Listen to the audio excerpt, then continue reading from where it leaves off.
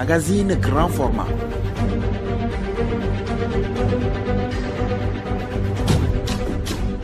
Une émission sur les faits réels de société.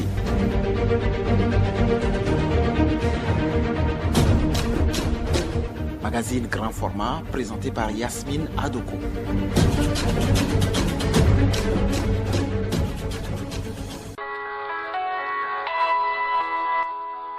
Madame, Monsieur, bonsoir. Le système de piratage des programmes audiovisuels n'est plus un secret au Togo. Certains passionnés de films, séries télévisées ou matchs de football suivent gratuitement ou à moindre coût ces programmes. Or, des personnes morales ou physiques ont investi dans ces programmes avec de grosses sommes d'argent. En économie, un investissement est une dépense immédiate destinée à augmenter à long terme la richesse de celui qui l'engage. Mais ce n'est pas le cas aujourd'hui avec le numérique. Qu'est-ce que l'exploitation illicite des programmes audiovisuels? Quelles en sont les conséquences? Pourquoi les gens font du piratage? Les prix des différentes offres d'abonnement sont-ils à la portée de tous? Que dit la loi en cas d'exploitation illicite de contenu audiovisuel? L'émission Magazine grand format de ce mois se penche sur le sujet pour répondre à ces questions. Bienvenue à tous. Radiolomé.tg. Les programmes audiovisuels sont de nos jours victimes de la fraude.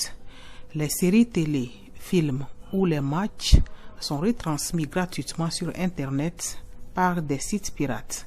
Et c'est devenu le quotidien de beaucoup de personnes. Qu'entend-on par exploitation illicite des programmes audiovisuels? Commandant Bota Gwaliba, directeur général de l'Agence nationale de la cybersécurité ANSSI. L'exploitation illicite des programmes audiovisuels, c'est que des individus mal intentionnés passent par des moyens techniques et surtout avec l'explosion et l'accessibilité d'Internet qui est devenue aujourd'hui très facile, passent par donc ces capacités techniques et notamment Internet pour pouvoir pirater des chaînes qui sont normalement payantes. Et donc, du coup, ils ne payent pas des abonnements. Or, ces chaînes dépensent de l'argent pour produire des contenus, des films, des émissions, des magazines, et normalement doivent se faire rétribuer à travers les abonnements que nous payons. Donc, je prends l'exemple de Canal+, New World, etc. Alors, c'est devenu très inquiétant parce que c'est la survie même de ces chaînes qui se jouent à travers ce phénomène malveillant qui est donc le piratage des chaînes. Face à cette exploitation illicite des programmes audiovisuels, le directeur général du Bureau togolais du droit d'auteur, but au droit, Ejido Melekomla, fait un constat. Aujourd'hui, cette exploitation illicite passe par des canaux qui permettent aux gens de contourner les voies légales. Et malheureusement, cette exploitation illicite, elle l'œuvre parfois aussi de personnes indélicates qui utilisent ces ressources-là à des fins inavouées, qui font partie de mafias, des bandes de criminels, qui parfois utilisent ces canaux-là pour recycler certains fonds qu'ils ont pu obtenir de façon illicite. L'exploitation des programmes passe par surtout les IPTV, comme on dit, des moyens qui permettent aux gens moyennant des sommes forfaitaires ou de petites sommes de pouvoir suivre des programmes qui en réalité reviennent plus cher, alors que les vrais détenteurs de droits croupissent sur des dettes, ils payent très cher ces programmes-là. Malheureusement, ces programmes-là sont détournés et vraiment ne profitent plus aux vrais auteurs, aux titulaires de droits. Le phénomène n'a rien de nouveau, mais il est désormais jugé inquiétant puisqu'il a des conséquences que relève ici le directeur général du BITEODRA, Ejido Melekomla.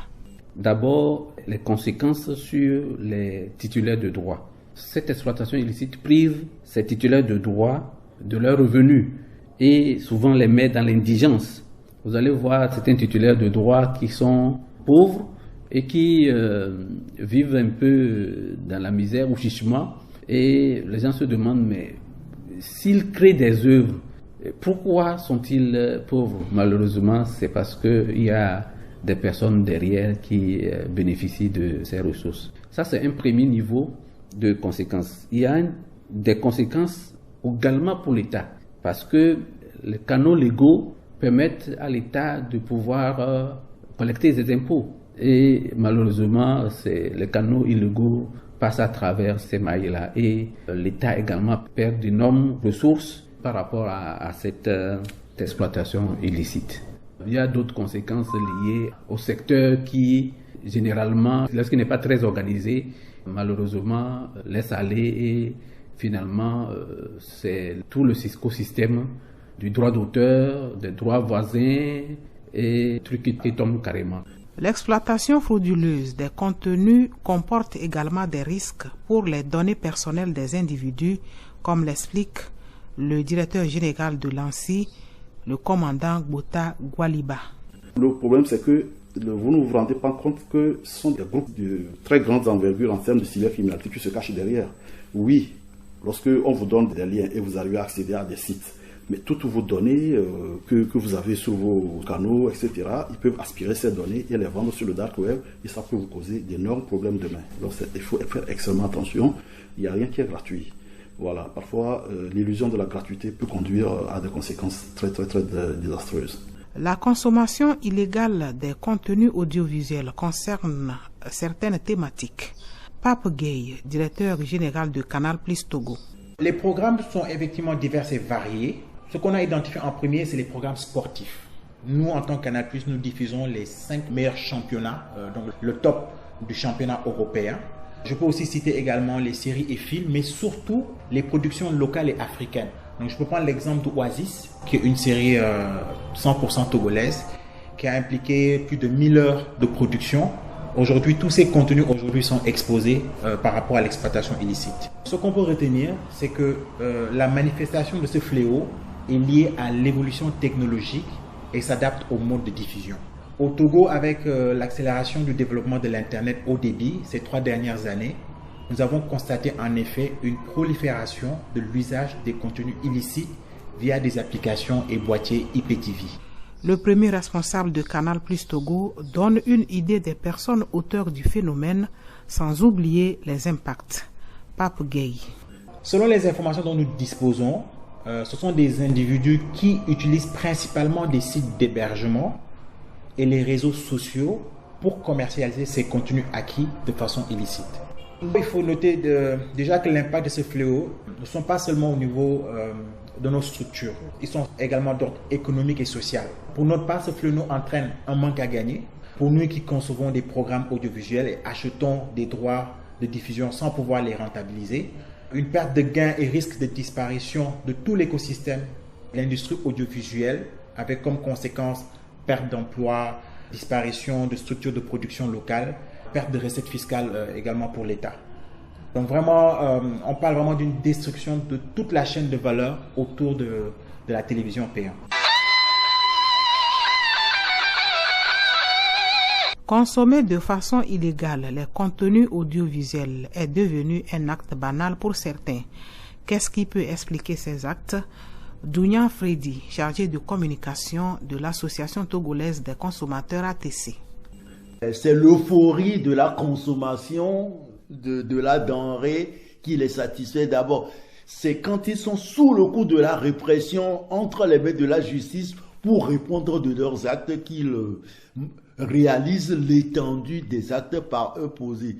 C'est pourquoi on dit nul n'est censé ignorer la loi. Tout le monde doit avoir au moins une élucubration des lois qui régissent chaque domaine.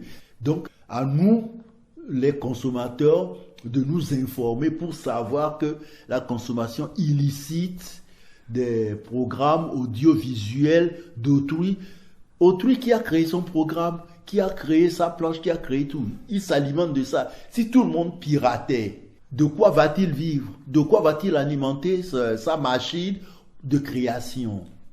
Donc, soyons en ligne pour éviter d'avoir des démêlés avec la justice.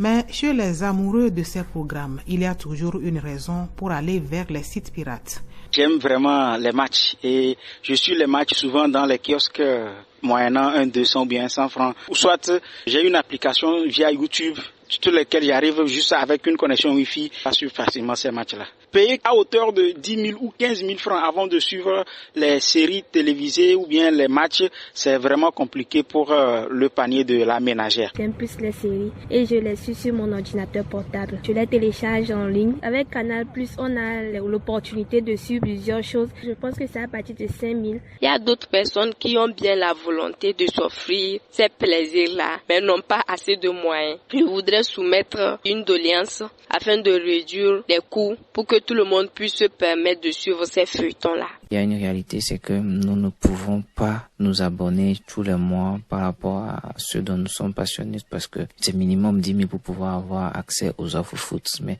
il y a madame aussi à la maison qu'il faut au moins 5 000 aussi là-bas pour faire son abonnement feuilleton. Aujourd'hui, le Togolais gagne combien par mois pour pouvoir faire un abonnement de 15 000 francs par mois pour juste se divertir à la maison? C'est compliqué. Et nous exhortons vraiment les opérateurs audiovisuels à vraiment réduire les coûts pour que tout le monde puisse avoir accès aux offres audiovisuelles. Le chargé de communication de l'Association togolaise des consommateurs ATC s'inscrit dans la même logique avec les doléances également. Dounia Freddy. Bien sûr, le coût des abonnements face au porte-monnaie du citoyen togolais est suffisamment élevé. Par exemple, si on prend quelqu'un qui est au SMIC, est-ce qu'il le peut? Et c'est en ce temps que les exploitants illicites profitent. Mais c'est pas que je leur sers un coussin pour qu'ils s'y reposent. Ils doivent se conformer à la loi. Soit ils ne s'abonnent pas. Quand l'opérateur aura aperçu que les gens ne sont pas beaucoup intéressés là, il baisse les coûts pour les mettre au niveau. Mais quand vous êtes dans le piratage, quand on vous attrape, ou bien l'exploitation illicite, quand on vous attrape, là, vous êtes taxé à plus fort taux, ce qui fait encore toujours la part belle aux pourvoyeurs de services. C'est des doléances que les associations des consommateurs feront toujours et continuent toujours par faire vis-à-vis des autorités afin que certaines créations audiovisuelles soient tenues à la portée de tout le monde. Parce que c'est pas tout le monde qui aime sortir les séries télévisées, un petit bouquet, un peu de football. Faut pas qu'on transporte les footballs dans un bouquet supérieur, sachant que le football, ça fait le panacée de la majorité des citoyens. En attendant de satisfaire les doléances des consommateurs, Canal+ Togo estime avoir déjà entrepris une politique commerciale en leur faveur. Pape Gueye, directeur général de Canal+ Togo. Canal+, dans sa stratégie commerciale, a fait un focus sur le mass market. Et la base de cette stratégie est l'accessibilité. Nous avons 5 formules d'abonnement. Donc la formule la plus accessible à celle qui offre le plus de privilèges. Donc je peux citer entre autres la formule accessible à tout le monde, Access, donc qui est à 5 000, donc avec plus de 283 chaînes. Mais nous avons également la formule adaptée à toute la famille, donc qui est la formule évasion, donc qui est à 10 000. Nous avons d'autres offres et toutes ces offres sont disponibles dans notre catalogue. On peut le retrouver aussi bien au niveau de nos points de vente, sur notre site internet, mais également au niveau de notre service client disponible sur le 8800. Est-ce que selon vous, ces prix sont à la portée du citoyen moyen au Togo? Cette question est beaucoup revenue lors de l'atelier qui a été organisé récemment. Oui, nos formules et nos offres sont de plus en plus accessibles. En effet, un focus particulier a été mis sur l'enrichissement continu de nos offres, ceci à travers le rajout de nouvelles chaînes. Pour preuve, notre bouquet le plus accessible est passé d'une trentaine de chaînes à 283 à date. 2. La baisse du coût de l'acquisition aussi, c'est-à-dire le kit d'abonnement, a baissé plus de la moitié. Depuis 2019, à l'époque c'était dans les 30 000, aujourd'hui à 10 000, on peut facilement accéder à notre kit d'abonnement. Également, nous continuons à introduire de nouvelles thématiques. L'exploitation illicite des programmes audiovisuels est un fléau et il faut le combattre. Quels sont les textes de loi en vigueur au Togo? Le vice-président du tribunal de grande instance de Lomé, Hyacinthe Aoui Adjoli, répond. C'est effectivement un fléau de nos jours, surtout depuis l'avènement de l'Internet, surtout à haut débit dans notre pays. On trouve sur Internet pratiquement des productions, des œuvres artistiques et littéraires pour lesquelles les gens ont dépensé et créé. Et actuellement, il est question de voir comment protéger ces œuvres et permettre aux producteurs et à ceux qui ont acquis les droits, c'est-à-dire les diffuseurs, de jouir de leurs produits. Ce phénomène est attentatoire à la loi. Cela constitue des infractions à la loi pénale. Et ce phénomène est prévu et puni par notre code pénal, notamment en ces articles 473 sous le vocal d'atteinte au système d'information. C'est-à-dire que lorsque vous piratez, si on peut le dire comme ça, les œuvres et que vous visionnez sur Internet, cela constitue l'atteinte au système d'information des sociétés qui les produisent, des sociétés qui ont acquis les droits de diffusion. Ce phénomène constitue également des violations de la propriété littéraire, artistique, industrielle et des droits voisins prévus par l'article 483 et suivant du Code pénal. La loi du 17 décembre 2012 relative aux communications électroniques et la loi numéro 2017-007 du 22 juin 2017 sur les transactions électroniques ont également fait de ce phénomène des atteintes au système d'information et par conséquent punissables. La lutte contre l'exploitation illicite des programmes audiovisuels implique plusieurs acteurs. Pour l'ANSSI, l'Agence nationale de cybersécurité, l'étroite collaboration doit être de mise. Commandant Bota Gwaliba. L'exploitation illicite des programmes audiovisuels rentre dans cette grande catégorie des actes de cybercriminalité, puisque c'est des vols de données, c'est des piratages de systèmes en utilisant les outils numériques. Et c'est ça la définition même de la cybercriminalité. Donc c'est tout fait délictueux, donc qui est contre la loi et qui est fait au moyen des outils numériques. Donc ça fait partie effectivement des prérogatives de l'ANSSI de lutter contre ce phénomène. C'est pourquoi je remercie la HAC qui nous a associés tout récemment à l'atelier de réflexion sur ce phénomène. Et donc nous avons déjà commencé au niveau de l'ANSSI avec notre bras technique opérationnel Cyberdéfense Africa à réfléchir à comment régler ou bien mitiger ce problème à travers aussi des capacités techniques. Et donc, je me suis dit, si la HAC, qui est vraiment le régulateur du domaine de l'audiovisuel, l'ANSSI, l'ARCEP, plus d'autres acteurs, nous nous mettons ensemble, nous pourrons vraiment lutter contre ce phénomène. Ceci étant, il faut vraiment que le cadre légal et réglementaire puisse être adapté. Nous avons été édifiés par l'exemple de la Côte d'Ivoire, qui a réussi, à travers une adaptation du cadre légal et réglementaire, à pouvoir mettre fin à ce phénomène. La Haute Autorité de l'Audiovisuel et de la Communication HAC a justement réuni plusieurs acteurs. Le président du comité multimédia et délivrance de la carte de presse à la HAC, Badi Bassa Babaka, fait une analyse face au phénomène. L'analyse que nous faisons de ce phénomène qui nous a conduit à organiser une série d'activités, d'abord en 2019 et tout récemment à Lomé, c'est que ça prend de plus en plus d'ampleur. Cette analyse nous conduit d'abord à nous rendre compte que beaucoup d'éditeurs de programmes et de diffuseurs de programmes audiovisuels ne respectent pas la loi. La loi, c'est la Haute Autorité de l'Audiovisuel et de la Communication qui a habilité à délivrer des autorisations de diffusion de programmes de télévision, quels qu'ils soient, et surtout les types de supports, c'est-à-dire par voie hertzienne, satellite, par Internet, etc. etc. Mais il se fait que certains éditeurs, soit nationaux, soit non nationaux et à l'extérieur du pays, éditent un certain nombre de programmes qu'ils mettent à la disposition du public. Le gros problème dans ça, c'est que les programmes qu'ils éditent sont des programmes, la plupart du temps, qui sont sujets à droit de diffusion. Et il se fait que ceux-là qui les éditent et qui les mettent à la disposition du public ne tiennent pas compte qu'il y a des droits et donc il y a des ayants droit qui auraient dû percevoir un certain nombre de droits. Ne tiennent pas compte du fait aussi que des structures autorisées, des sociétés autorisées ou des éditeurs, diffuseurs autorisés ont l'exclusivité sur ces programmes-là, naturellement sur notre territoire. Donc c'est en cela que nous parlons de diffusion illicite, parce que les programmes sont diffusés sans autorisation, en faisant fi des droits qu'on aurait dû percevoir là-dessus. Le phénomène est prévu et puni par la loi. Y a-t-il déjà des plaintes?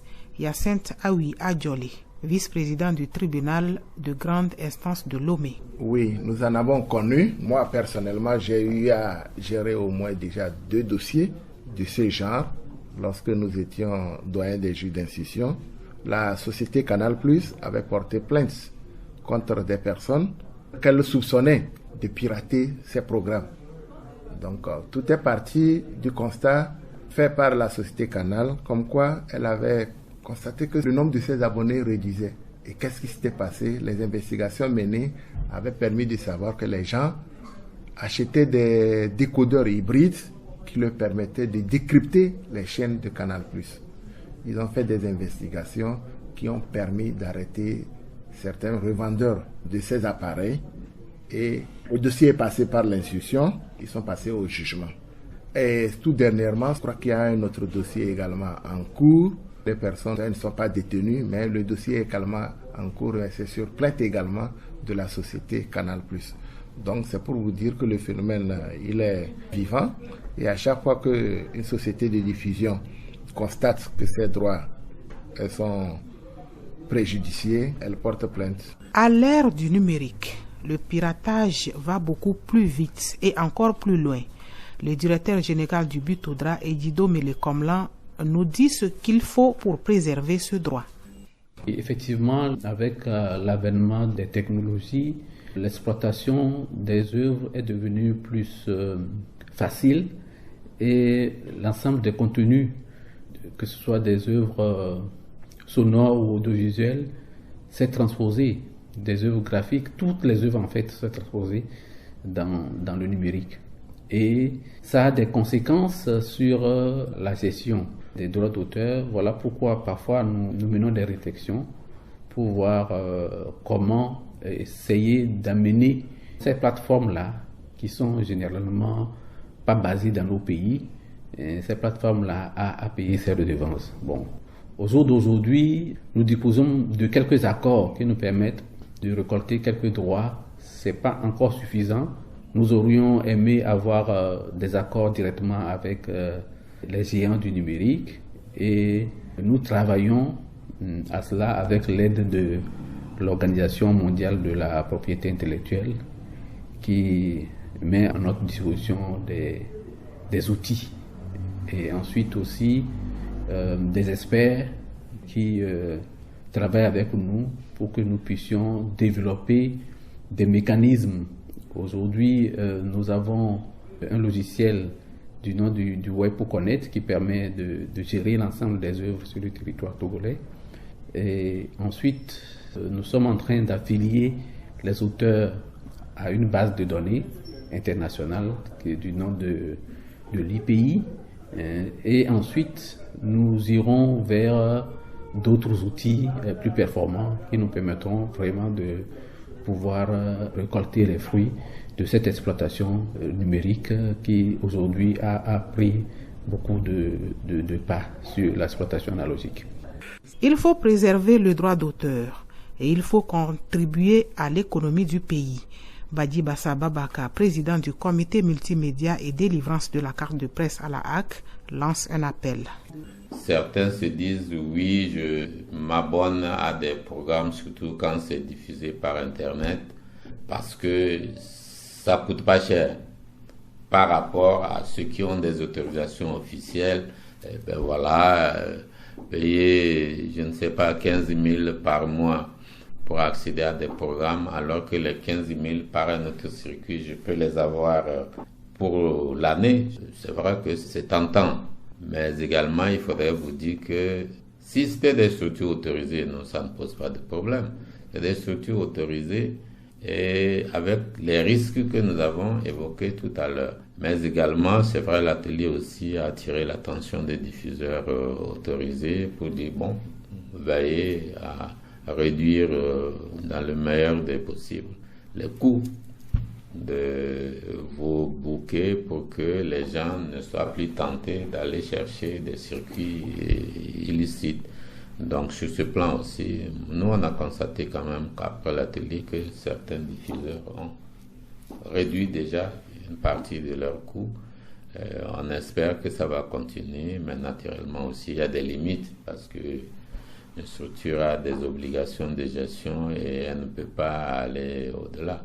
Ceux-là qui vous donnent par Internet un programme à 15 000 francs l'année, ils ne paient aucune taxe nulle part, ils ne paient aucun droit ni aux propriétaires des productions, ni à qui que ce soit. C'est normal qu'ils vous le laissent à 0 francs. Donc, c'est pas la même chose. Il faut contribuer à la production culturelle nationale, il faut contribuer à l'économie du pays et il faut respecter la loi. Donc, si on doit lancer un appel, c'est une fois encore inviter nos concitoyens qui sont des consommateurs de production audiovisuelle à honorer leurs engagements par rapport aux producteurs parce que c'est leur gagne-pain aussi. Et ensuite, les gens ils travaillent quand même à mettre sur le marché international notre culture. Si ceux-là n'ont pas les moyens de continuer, c'est que nous-mêmes nous étouffons notre culture. Et donc, il faut les encourager davantage. L'exploitation illicite des programmes audiovisuels est un fléau. Et pour une meilleure lutte, il faut une synergie d'action. Madame, Monsieur, nous reviendrons le mois prochain sur le même sujet avec les approches de solutions. Merci de nous rester fidèles. Retrouvez Magazine Grand Format sur la page YouTube de Radio Lomé.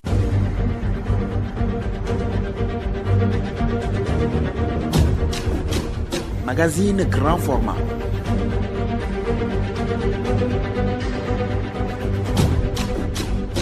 Une émission sur les faits réels de société.